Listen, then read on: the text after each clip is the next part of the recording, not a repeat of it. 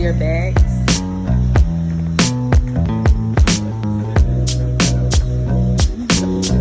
License of the hidden zone.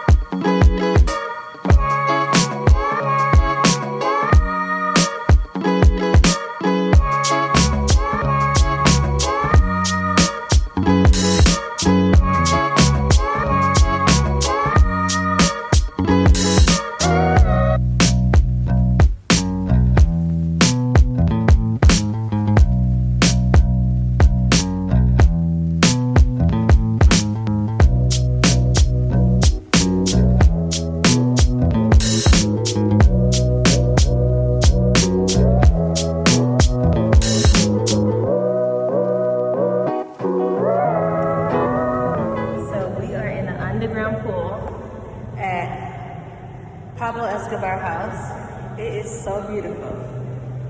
Like, it's literally underground. You hear a loud echo. And this is the pool. And I'm about to get in.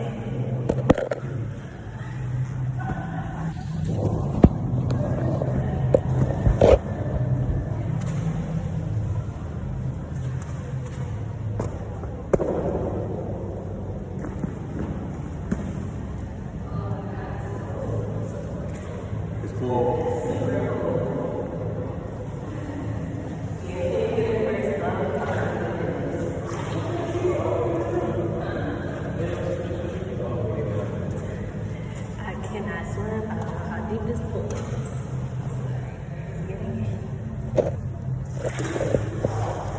So cold.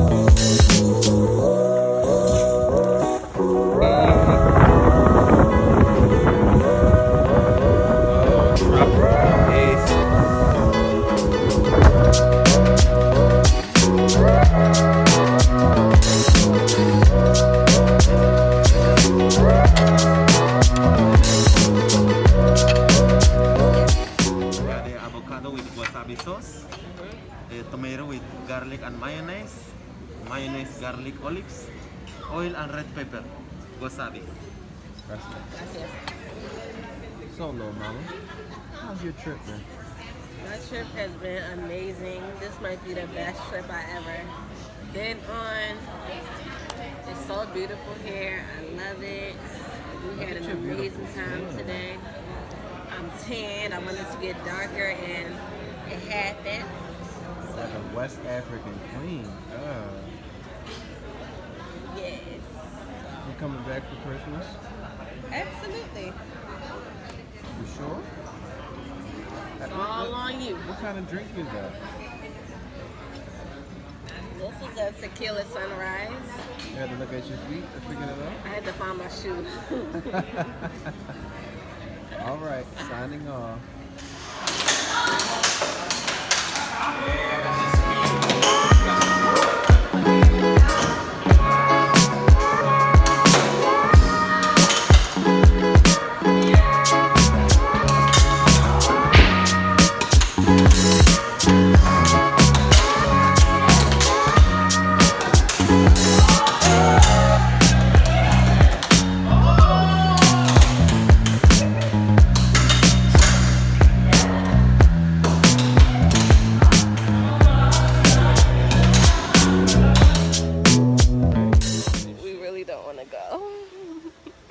Driver here already. Like, how you prompt? Damn, give us time.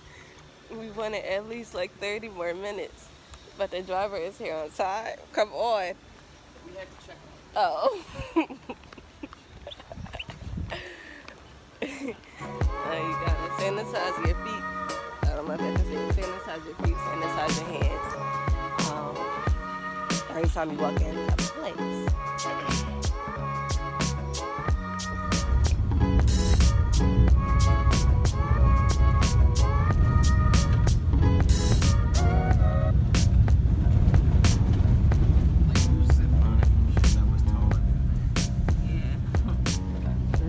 Things are probably like 5 times the height of that.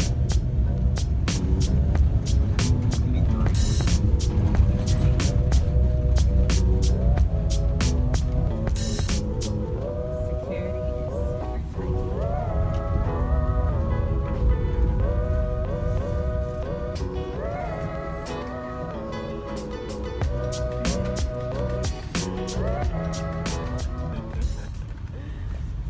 Hasta la vista, baby. Adiós, amigos. Hasta la vista, baby.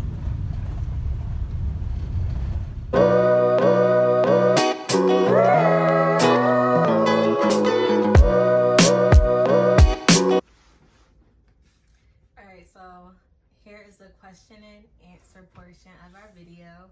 A lot of you guys were asking a lot of questions about where did we stay, how was our experience, what was travel like during COVID. So we wrote them down and now we're going to answer them for you. All right, so the first question was what resort did we stay at? Want to take it? We stayed at Bahia Principe, all-inclusive 5-star resort. I think they had about 7 restaurants, 3 pools. Of course, the beach was there. Swim up bars, regular bars, you know, snack bar, typical type of stuff at a resort. Yep, so we stayed at the luxury resort, and on the campus there was, I think, 4 other resorts.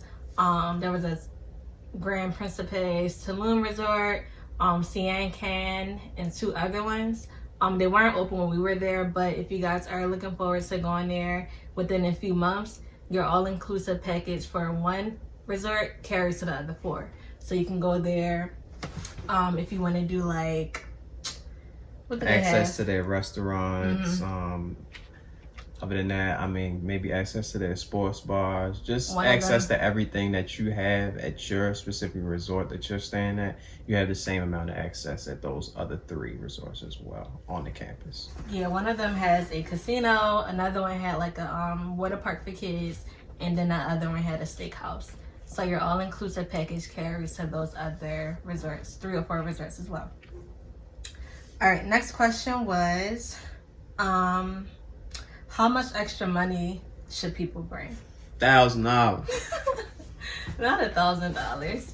If you're trying to get off the resort or trying to leave the resort, you will need extra money. But when you're on the resort, since everything is included, you don't have to pay for like your food or your drinks or anything. For us, we probably spent like an extra $600 at least. At least an extra $600, but that was only because we rented a driver for like half a day. We did excursions. Adventures de Mayas. That was the excursions that we went on. And then we went to visit a couple iconic places in Tulum. But that was it. We didn't really spend money on, and we had to tip every single person that we like came in contact with. Tip is going to add up. So I would say definitely at least, I would say $500 per person. I would say like, like 3. Yeah. I didn't expect that we would spend that much, but I did. It started adding up. All right, so next question. Well, what activities did we do off the resorts, and what activities do they have on the resort? So on the resort, since it is COVID, they didn't have many activities open, but they do have like a massage spa. They have like kayaking, parasailing, swim with the dolphins, and all of that. We didn't do any activities on the resort, but we did leave the resort to go to Adventures de Mayas. Mm-hmm. But to continue with the resort, they had karaoke. They had the kids club. If you got any kids with you, you want to get rid of them for a little while, you go ahead and toss them over there, and they're good. Then another activity they tried to get us to do a couple times was the beach volleyball. And magic shows. I guess karaoke is big in the Latin American culture, just as similar that as it is in the Asian culture, because when it was karaoke night, it was quite a few people outside. Of course, we couldn't understand anything they were saying, so we just went to the bar, grabbed a drink, and went to the balcony of the room and just watched it from there. So yeah, that's pretty much it for the actual activities on the resort. But as she was alluding to, off the resort. So off the resort, we went to this place called Adventures Mayas, and it's Extreme Adventures. When we signed up for the resort, for the excursion, there was 3 things that we could do. They said that we could do zip lining, snorkeling, and ATV. Since I can't swim, I said, we're not doing the snorkeling part. So the guy was like, okay, we're just going to write it down anyway, and then you can do it. And we're like, we're not doing anything that we don't want to do. So we decided to just do ATV and the zip lining. That's it. They don't tell you any more details. They called the people. They told us to be ready by like Saturday at 8 a.m. The cab would come and get us. So it's Saturday, it's 8 a.m. The people come and get us, and we're like going off the resort to the excursion place. They didn't tell us nothing. Like, they didn't tell us anything. It was so many details that they left out. So we did the zip line first. It wasn't just one zip line. You zip line 7 times. They never said any of that. So you walk up all of these steps. You zip line from one station to the next. So you zip line from after you're done with one tower, you go to the next tower, walk up a little bit higher, go to the next one, and so on and so forth. So yeah, you're literally walking up the steps, you zip, walk up the steps, zip, walk up the steps, zip, walk up the steps, zip. 7 times. After the 3rd time, we were just done. Like, we're like, oh no, we're fine. We want to get back down. And the lady like, you go up. Go up. I said, no, we go down. And so she like, you sure? You sure? We like, yeah, we're sure. Like, God blessed us 3 times more than he had to. And we was happy with that. Like, yeah, so because initially when we arrived, I said, I'm not doing zip lining. That was something that's kind of outside of my comfort zone. I wasn't scared. I was just a little leery of the entire process. But as soon as you go through the first tower, it's kind of like, okay, I can handle this. But gradually, as you continue to go, the heights get a little bit higher. The zip line gets a little bit faster, and the thing longer, and the thing that didn't make my experience so enjoyable was the fact that I kept turning backwards. Now, this was good for when we were exiting the zip line, because they tell you to actually, when you reach the platform, to actually turn backwards. That way they can access your connection clip and release you. But if you're not comfortable with zip lining and it's your first time, it's kind of not as enjoyable if you're going straight. It was fun for me though. Do I think I would do it again? I don't know. Probably not, but it's definitely an experience I think everybody should take advantage of and try at least once. Yeah, so then after we zipline, we did ACVing. They didn't say you ACV through the jungle. They didn't say there is no seatbelts, any of that. You just ACV, you go through the jungle. It's really rocky. The trails are like really narrow, but it was really fun. I think not having the details made it a little more enjoyable, because if I would have had all those details, I probably would have been freaking out. She wouldn't have did anything either. I wouldn't have did it either. So not having the details worked out for our benefit. But yeah, all they said was you're going ziplining, you're going ACVing. That's it. So after we did the ACV, then they're like, okay, you can change into your bathing suit. Now we're going to the cave. Again, I cannot swim. So we walked to the cave, we walked down the steps. Now we're in an underground cave. Life jackets were provided for the non-swimmers. And that's the thing that I don't like that people say. You have a life jacket, you'll be fine. You're just going to float to the top. That's dumb as hell. Like, okay, I'm going to float to the top, but a life jacket is literally just a flotation device that is attached to your body. It's dumb. It's dumb, but okay. So we had on a life jacket and to go to the underground cave. So we take our picture and everything. We pose for the pictures, and then they're like, water's ice cold. Don't forget that. Oh, the water's ice cold because we're underground inside of the cave. And then there's bats just flying around in the cave. Like, yeah, it was crazy. But since we already there, it's like, one, there's no turning back. We already here. Make the best of it. And we still felt safe the entire time. We felt safe in the cave? I felt safe, but my arms got a little tired because I actually had to swim and I wasn't hanging on to the life raft ring like somebody. Not at that part. Not at that part yet. Okay. You know? So we took our pictures at the underground cave and they're like, okay, step to the side. So you step to the side and that's when they start getting deeper. And if my feet can't touch the ground of water, like that's it for me because I cannot swim. So the guy Enrique came and he was like one of the tour guides, and I had to like hold on to his buoy thingy so that he can just pull me, like literally pull me like this in a cave. Yeah. And you was right there. You okay, babe? Keep going. Yeah, I was right there. Of course. You know. It was pretty scary, and they're like, watch your head, duck your head. Moral support. The cave is like literally right on top of your head. But for me, all I wanted to do was just hold on to the little buoy thing so that I wouldn't drown because it was deep. And that's when the people started going snorkeling and stuff. That's how deep it was. So after we did that, it was really fun though. After we did that, they're like, okay, now we're going to go to the private location. Also, that wasn't a part of the plan. They didn't tell us nothing about that. He did. He said we were going to jump off a cliff. He but we thought that was a joke. Location. I didn't think it was a joke. I knew it wasn't a joke. I thought it was a joke. You thought it was a joke. So now we go to the private location. So we get in the van, maybe like a 15-20 minute ride, and now we're at the cenotes. Mm-hmm. And that's when you do your zip lining into the water, or you literally jump off the cliff into the water. That's when I saw that raccoon too, when I was trying to put my stuff in the cubby, and they said he was a good raccoon, but it's no such thing as good raccoons. So now it's time for the zip line part into the water. Enrique, the guy from the cave, he wasn't over there, so I'm trying to figure out. Alejandro. His name was Enrique. All right, continue. I'm trying to figure out, once I jump off the zip line thing, what am I supposed to do? Because I don't have Enrique here to like pull me along the water and everything. So he go first, and he zip lining. He like splashed into the water, and he's just swimming to the end.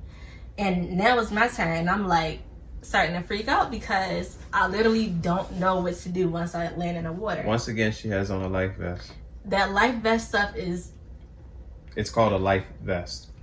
It's dumb. No, I don't really stand for that. So they're like, Skylar, get the buoy for when she falls. Let her hold on to the buoy. The same thing Enrique has to do when we was in the cave. The plan was he hold the little buoy thing. I hold on to that when I jump from the zip line, and then they just pull me around. You were having problems holding that buoy thing. I wasn't having problems holding the buoy. Yes, you were. I was having problems swimming with the buoy and a life vest. I'm extra over top of the water because I got a life vest on and I'm swimming with a buoy. So that's what made it a little bit tough. So yeah, he's like having problems pulling the buoy as he's swimming. And this is when the real Enrique gets into the water. Not Enrique that she's referring to. It's really Alejandro. So this is when Enrique, no, I'm right. When Enrique gets into the water, he takes the buoy and she jumps into the water and hits the water like a chicken and basically like freaks out. I don't know where Enrique or Alejandro came from, but he came by the grace of God, because I was really about to turn around and not do it. And then he just popped up out of nowhere and they're like, oh, well, he was right there the whole time. Enrique, can you help Brittany when she gets in the water? So now he's there, so I'm like, now I feel really safe and I can do it. I was there too. You were there too, but you wasn't going to be able to catch me. And then I'm thinking, before Enrique or Alejandro popped up, I'm like, this tour guide is about to ruin the entire trip, because if you wasn't going to be able to catch me once I fell or do what you had to do, you had on a life vest. If you weren't going to be able to do what you had to do when I got in that water, the whole entire trip would have been ruined, because I would have been mad as hell. Like, and the first person in history to drown with a life vest. It's called panic. It's called panic. The whole trip would have been it still happened. It still happened. She hit the water. The whole trip would have been ruined. So thank God that the guy popped up to help me, because that just would have been the end of a really good trip. So the guy popped up, and so now I'm on the zip line. They're like, jump, jump, jump, jump, telling me to jump into the water. I'm not jumping until I know that I'm literally in like arm's reach of the buoy thing, because what am I supposed to do if I jump too early? So it's so chaotic. Jump, jump, jump, jump, jump. It's not chaotic. To me, I'm still holding on. And so boom, I get in the water and I'm going off in the water like, whoa, whoa, whoa. I couldn't see anything. It wasn't whoa. What was I saying? It was straight up panic and fear. I'm going off in the water. The definition of fear and panic. I couldn't see anything. I couldn't see. It was my first time being underneath the water, and I just told myself, Brittany, you cannot sink to the bottom. Like, you gotta get your way up out this water. It was embarrassing. It was embarrassing. It was very embarrassing. And then I finally able to like hold the buoy things. I saw the orange thing in the water, so I get on that, and I'm just getting pulled. And everybody's laughing at me. He's laughing at me. It's funny. It was not funny. I was going off in there. First person I ever seen scared with a life vest and a life raft. Everybody just like looking at me in shock and cracking up laughing. It was not funny to me. So by then, like, we're ready to go. That was the last excursion, but it was really fun.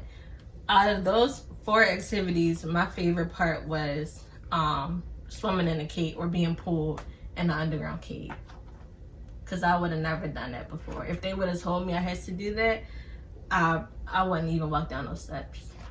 But that was the best part for me. What was your best part? My best part out of those activities, I would say the ATV. It was my first time on an ATV. So yeah, I really wanted to do that. That was my main reason for going there. So that was definitely the best part for me.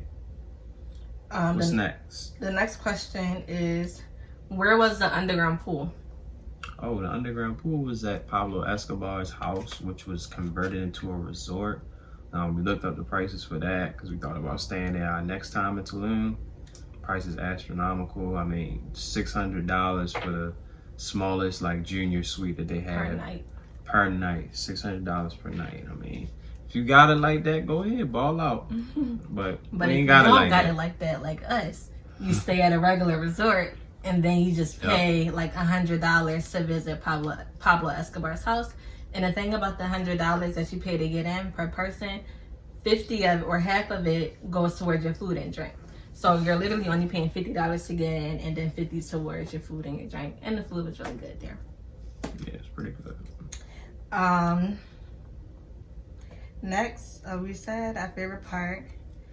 How was the cave? The cave was fun. It was nice. It was a bit scary, but like I said, that was my favorite part of the entire trip.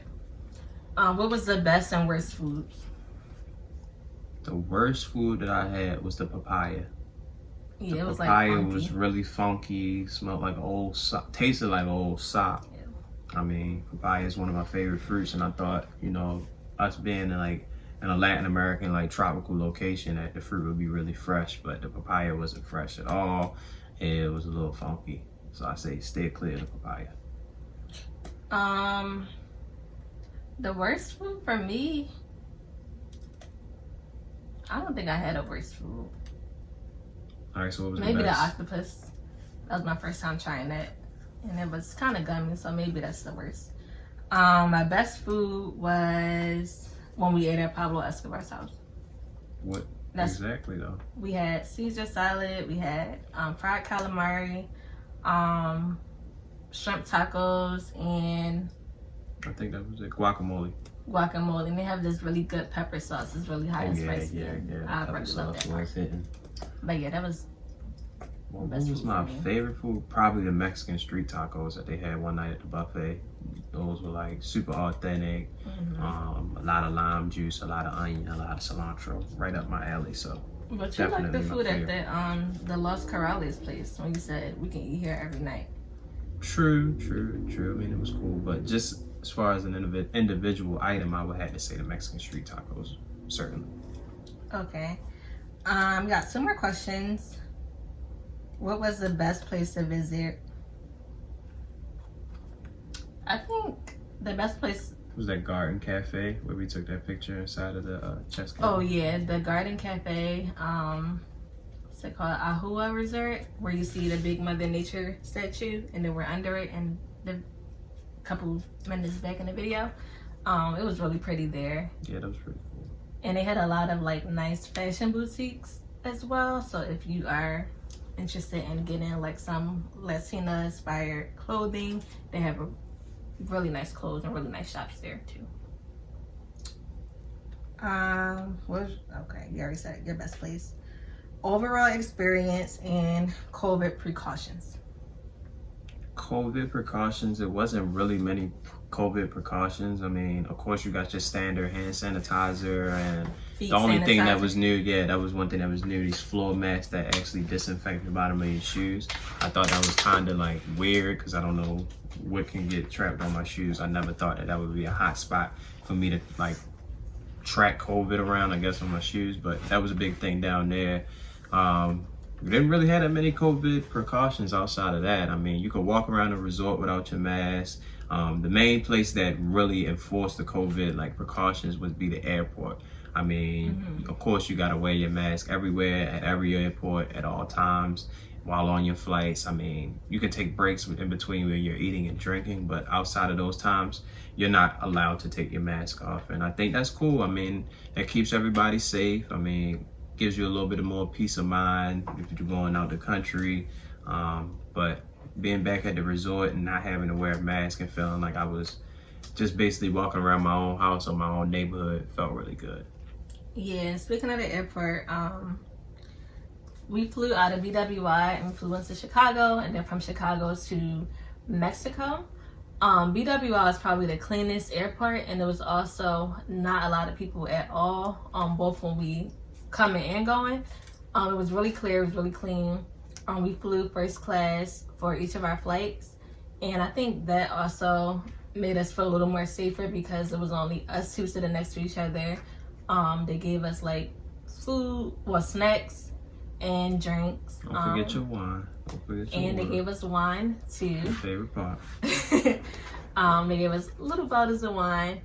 But yeah, I think flying first class just made it a little more enjoyable and more peaceful and more safer because we didn't have to deal with like the hustle and bustle of like squeezing past people in the seats.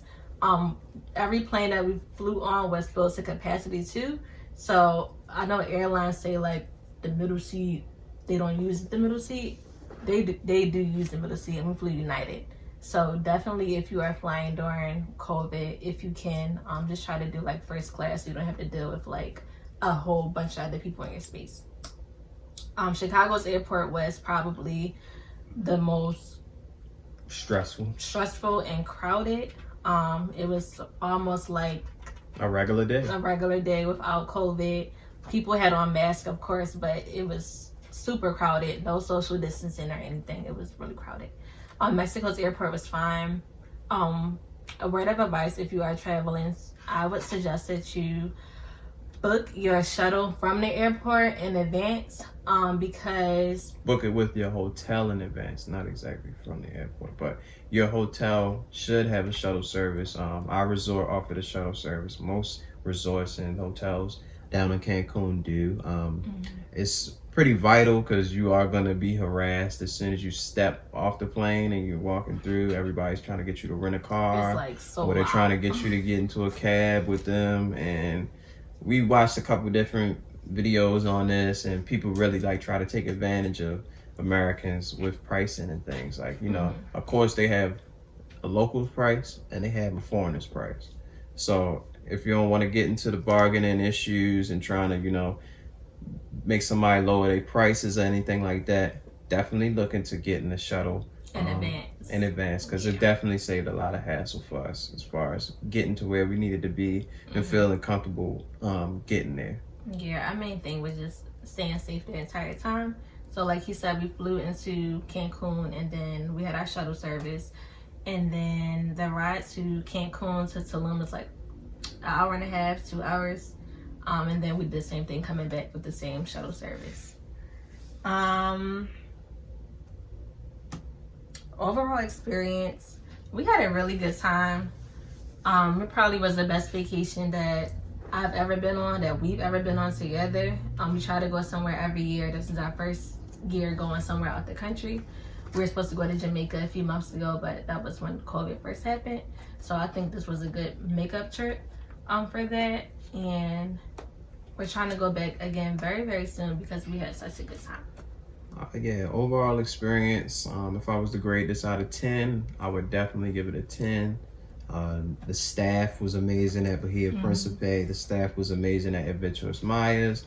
Everybody was really personal and just made sure that you felt at home and welcome. Everybody was respectful. No like weird looks, no weird energy. It was just good to be out of a country and being around other people of color and just being accepted and not having to, you know, think about the typical things that we deal with here in America, being Black people, you know. So overall experience was definitely a 10 out of 10. I'm definitely looking forward to my trip back there. I hope it's coming soon. I mean, somebody say it's gonna come soon, but that's what I'm looking forward to.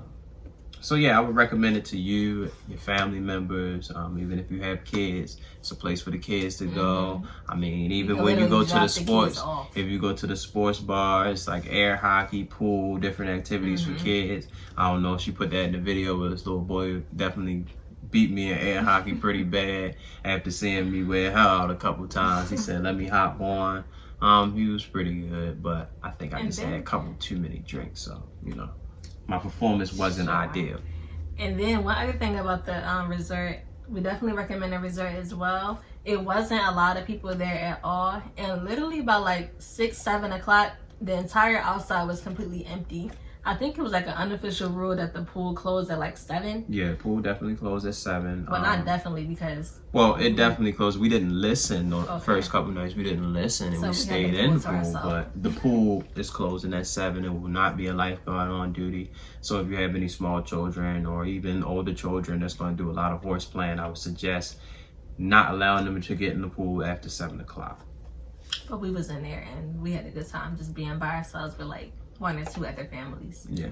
But yeah, the resort, definitely 10 out of 10. Would definitely recommend, especially like I said, if you're going a couple months later when the other resorts on the campus are open, just so that you can get the entire experience. The casino, the water park, the steakhouses, all of that. Like I said, you pay one price for one resort, but you can use your all-inclusive package to go to the other 3 or 4 resorts on the campus too.